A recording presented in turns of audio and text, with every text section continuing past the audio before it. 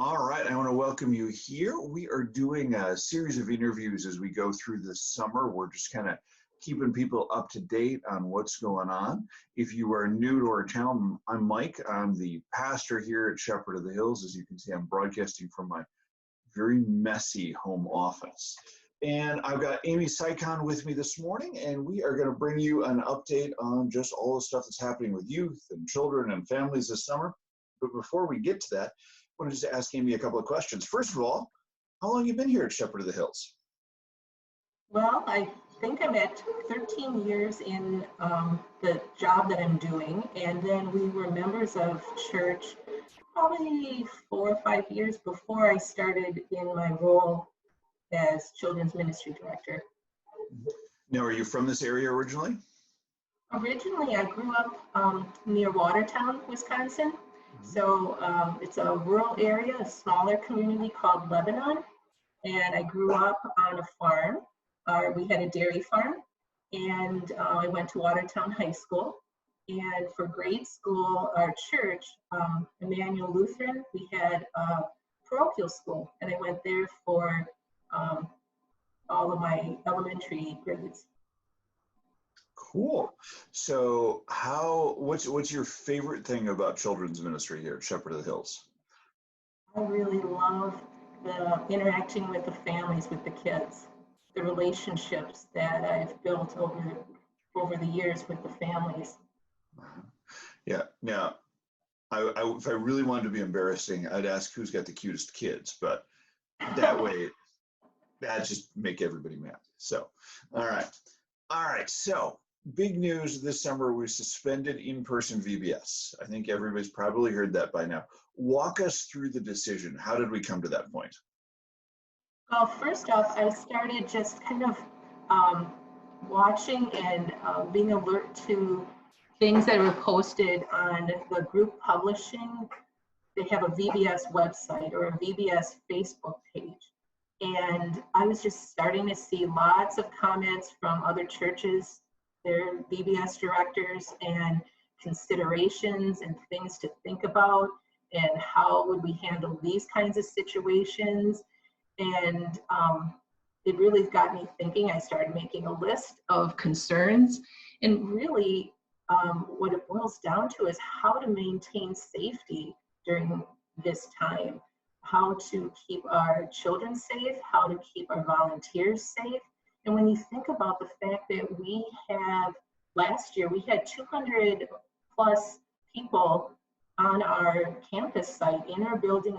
The entire building is used for VBS as well as the grounds. And we had over 200 people, which would be the students and our volunteers there. And how can we maintain social distancing requirements for a size of group that size? And then when we break out into our different VBS stations, and those are held in our classrooms, we would have 25 to 30 people in a classroom, in addition to the facilitators. How can you maintain 6-foot distance, social distancing for that? And then you have to think about sanitizing the entire church. I'm sure there's higher degree of standards for that now, how we can do that in a one-day turnaround time. And then getting back to keeping volunteers safe, I look at the makeup of who volunteers for VBS. And we have a significant amount of senior citizens that volunteer for VBS. And oftentimes that's a group that is at higher risk. And even just collecting the supplies, the donations that we need to do VBS, that's something that we start end of May, and we have a big display in the fellowship hall where people can sign up to donate items and bring in supplies. And if we're not meeting in person, how would we get that accomplished? And then even once you get all the supplies, you'd have to sanitize everything. There's just so many considerations for trying to pull off an in-person VBS, but ultimately it's how to keep people safe. And we just felt that with all the various variables, we could not do that. And so we made the hard decision to cancel in-person VBS. Mhm. Yeah, I mean, it's a gut punch, but it's also, one of the things that I'm reminded of in this time is our mission isn't to do these programs. Our mission is to glorify God. Our mission is to spread the love of Jesus. And since, VBS is a tool for doing that, and obviously we can't use that tool this summer. So what kind of stuff are we going to be doing instead? So the same publisher that publishes our VBS program, I've been looking to see what they offer in addition to some other resources. But I really like what group publishing is offering. They have an online in-home family worship experience for VBS. And it would be 5 different YouTube videos. And they have a great message in each one that is very timely and related to our current situation in dealing with COVID-19. The curriculum is called Empowering Courageous Kids. And each of the videos is an actual time of, say, 20 to 25 minutes with a couple places where you would pause and have a family interaction activities. And so I'm looking at offering this to families, but instead of doing 5 days of VBS in a week, I'd like to roll it out 1 video per week and start it right after school lets out.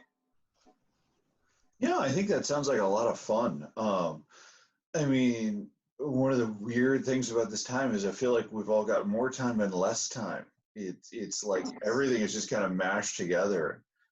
I mean, VBS goes through such a blur. It'd kind of be nice to stretch that out and take that out at your own pace. So it's really kind of cool. So what are kind of some of the themes and activities you're thinking about with this stuff? Well, as I mentioned, I really like the content, the themes for each of these videos. So they're all related to Jesus' power. And each theme, or it all relates to really what we're dealing with right now. So it's things like how Jesus' power can calm our fears, how Jesus' power can calm our worries, or Jesus' power takes action. Jesus' power helps us when we are lonely, and Jesus' power brings us hope. So each one of these themes and the Bible story that they picked really is timely for what we're dealing with now. And some other cool things, each one of these videos is going to have a VBS music video with it. And so students, especially our older students, they're going to see some VBS music videos that they recognize from a past VBS program. And that, I think they'll really enjoy that.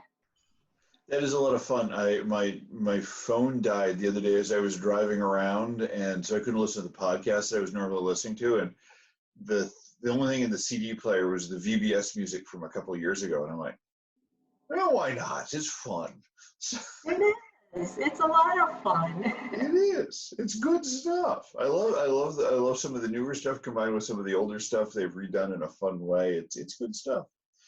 So outside of the VBS framework and that sort of thing, what are some of the other stuff that we're talking about for this summer? Well, some things that we're looking at is offering some small group outdoor activities for families. So whether it be children's ministry or it could be family ministry, so elementary kids and middle school kids.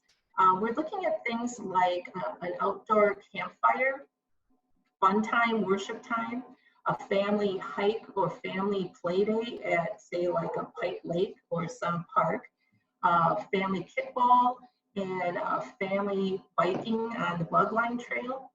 And these are things where, as I'm talking with families, I'm kind of doing a little impromptu survey. I've also sent out an email to all of our confirmation students where I have their email address. If I have student emails, I've sent an email survey to them and their parents. And I'm getting feedback that these are events that they'd like to do. Yeah, it sounds like a lot of fun. And I mean, kind of the silver lining in all this is we get to explore and we get to say, okay, what's new?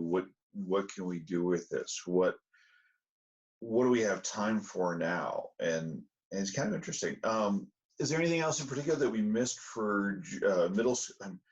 One of the things, I got to get my Wisconsin vocabulary down. I can never keep track. Am I supposed to say middle school or junior high? I don't know. But for that sixth through eighth grade group, is there other stuff that we have specifically outlined for them, or we kind of? We've got a few other things that we're working on right now.